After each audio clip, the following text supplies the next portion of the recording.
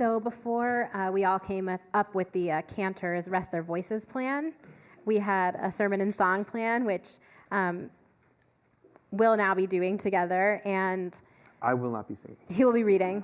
And so you can imagine the Cantors' voices with mine. I know that I always do when I sing without them. And maybe if you've been coming every week for the month of Elul, you know that many Jews recite Psalm 27 every day. And it's a psalm of searching and reaching out for a connection with God. And you have the text of that. You should have it. If not, there are some more copies probably in the back. And let's be real that it is hard to grasp what it even means to try to be with God or be close to God. So I want to share with you how I think about it. For me, closeness to God is a belief that I am not alone in this crazy, unpredictable world, and that there's something out there larger than myself, beyond what I can comprehend.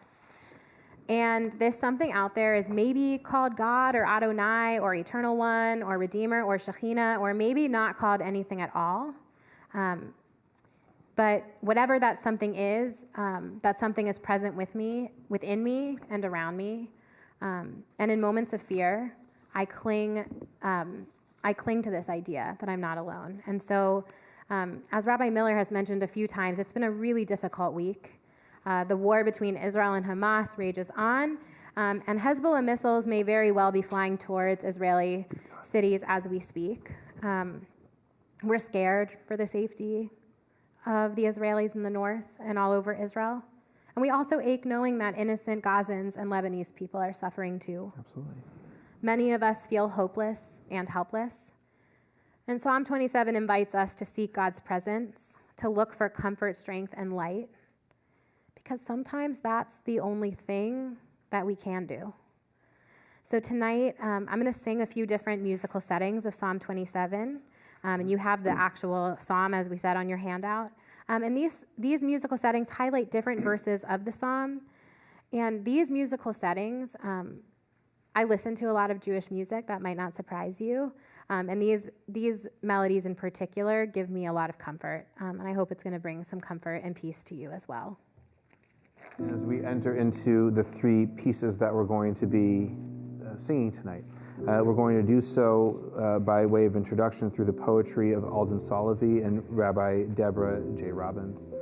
I'd like to begin opening with a reflection, a poem I should say, related to Psalm 27 verse 1, and hopefully you have that attachment.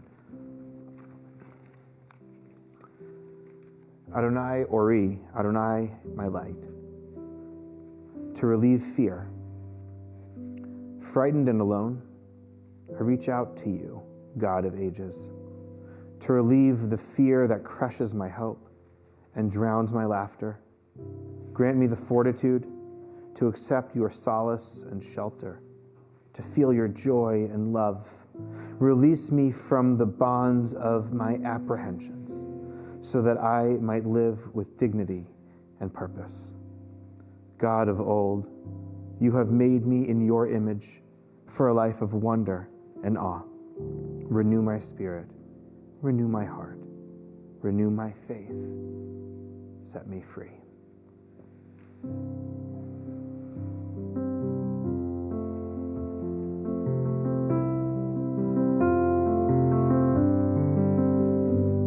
Adonai Orie,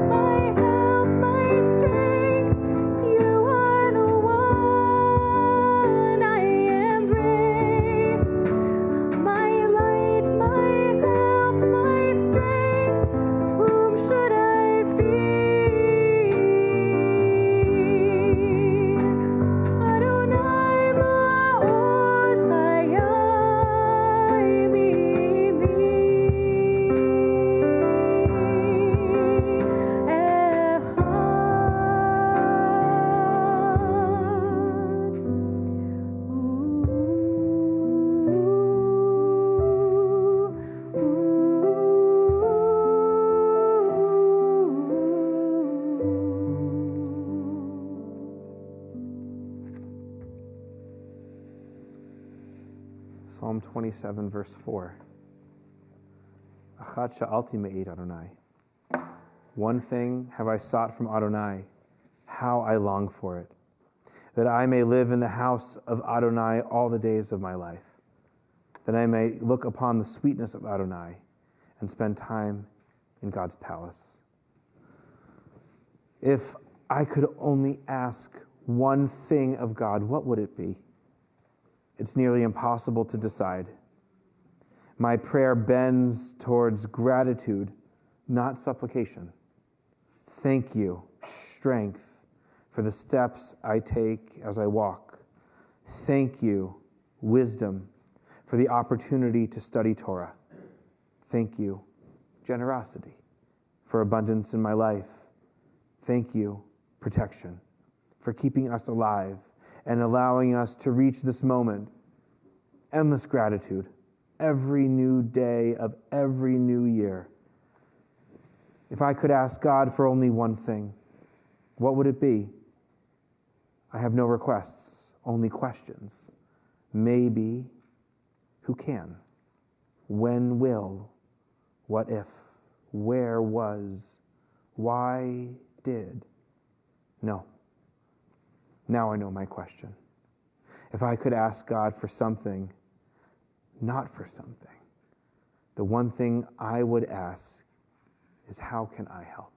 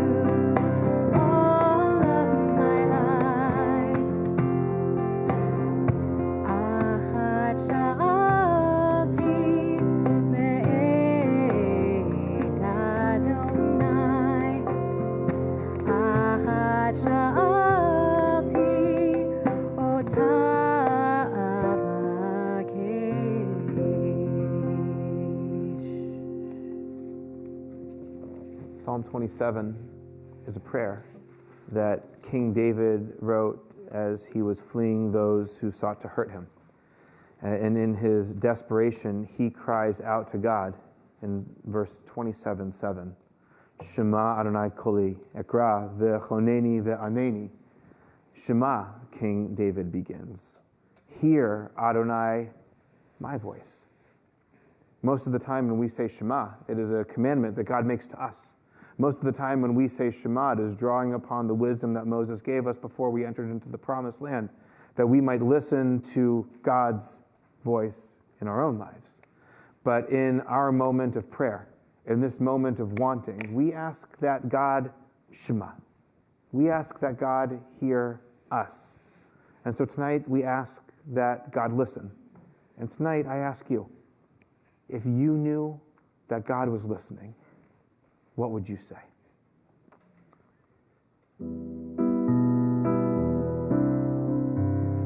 The word catches me off guard every day.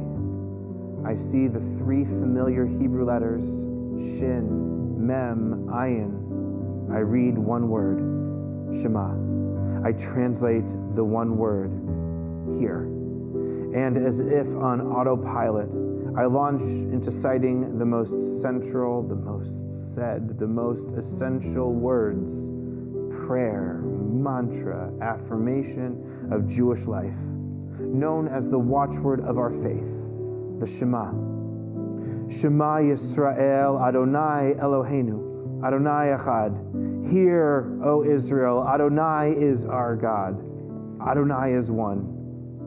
God's words are rooted in Torah and grow familiar to me in the prayer book, spoken both morning and night. You, Jewish people, believers and non-believers too, listen, pay attention, hear. Adonai, our God, is one.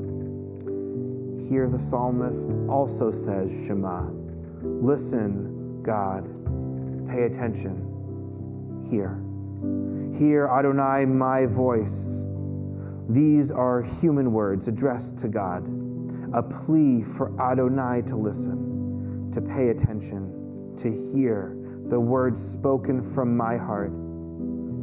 The Shema of the psalmist catches me off guard every day of Elul. Until now, the psalm filled my head with sound, the shofar, the singing, the noise.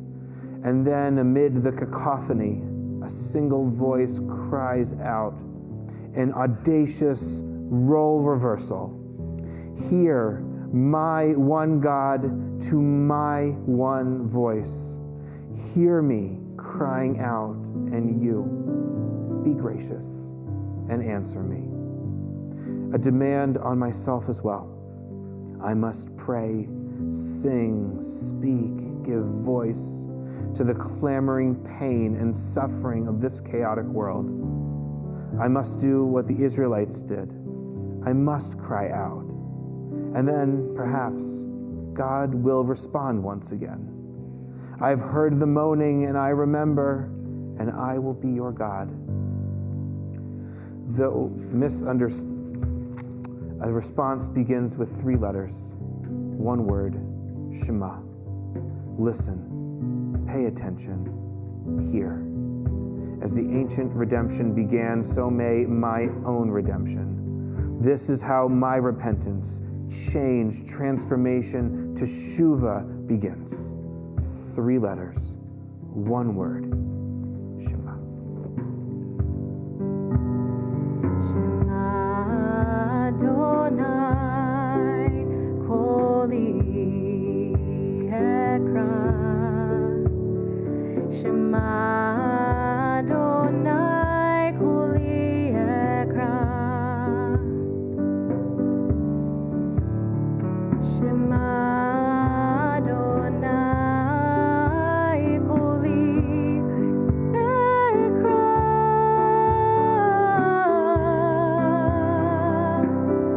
Koli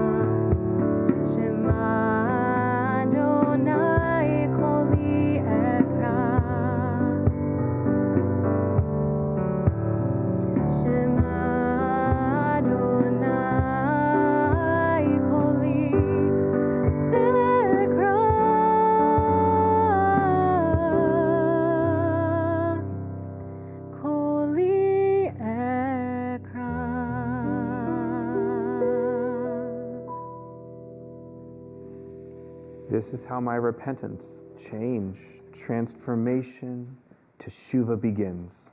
3 letters, 1 word, Shema.